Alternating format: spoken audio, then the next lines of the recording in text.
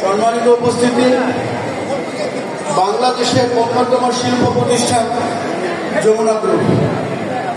যমুনা গ্রুপের প্রতিষ্ঠাতা প্রয়াত নুরুল ইসলাম বাবুল, যিনি একজন বীর মুক্তিযোদ্ধা, ঘুম চিতিয়ে যুদ্ধ করে বাংলাদেশকে স্বাধীন করে বাংলাদেশ স্বাধীনতার সাথে সাথে স্বপ্ন দেখেন বাংলাদেশকে শিল্প প্রতিষ্ঠান করতে হবে।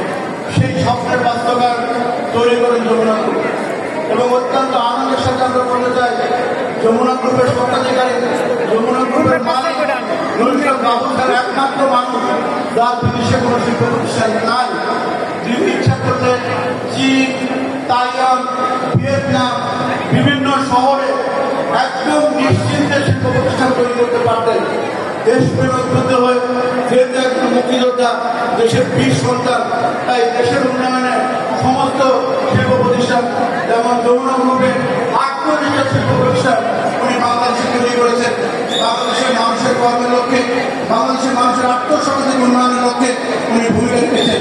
এই জন্যই বলা হয় নুরুল ইসলাম বাবুর রাজধানী। প্রিয় বন্ধুরা, এই প্রয়াত নুরুল ইসলাম বাবু স্যারের নামেই আমরা করেছি নুরুল ইসলাম ফাউন্ডেশন।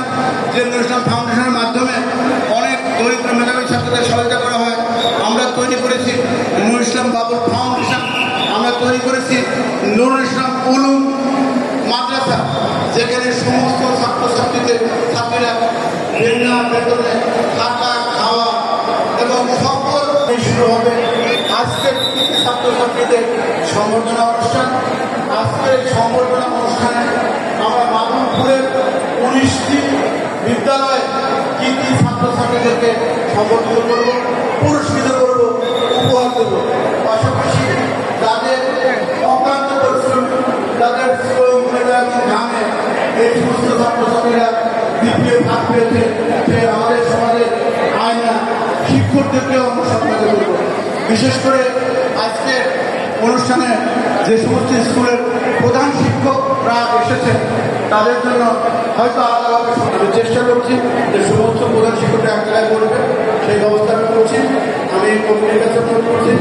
আর অল্প কিছুক্ষণের মধ্যে শুরু হবে আমাদের আজকের এই